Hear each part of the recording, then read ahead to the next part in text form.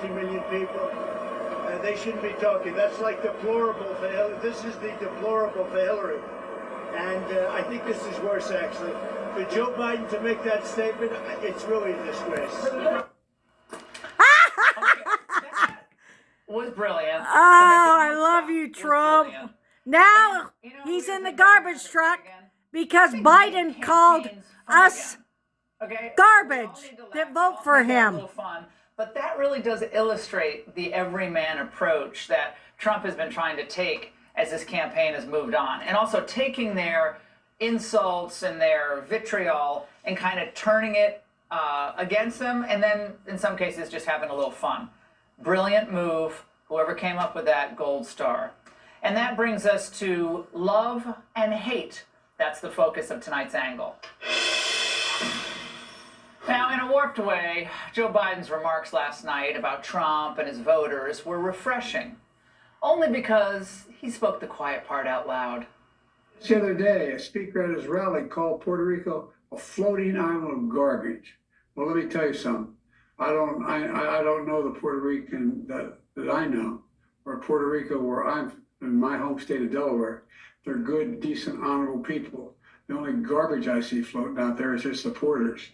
His demonization of his own. Did you hear that? The only garbage floating out there are his supporters. Contrary to everything we've done. Busted! All their media pals tried to clean up Joe's remarks, but we all know he meant them. Of course he did. And remember, he's the same fellow who called the country systemically racist in the summer of 2020. Talk about hateful.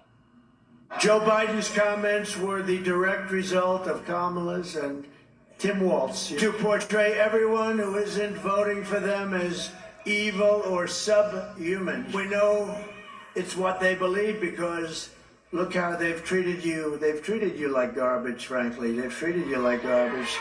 You know what? The truth is they've treated our whole country like garbage, whether they're meant to or not, because they're grossly incompetent people, and they've destroyed our country. Fire him, Trump! Not only did Biden steal Kamala's thunder last night, he undercut the theme of her so-called closing pitch, which was unity and cooperation.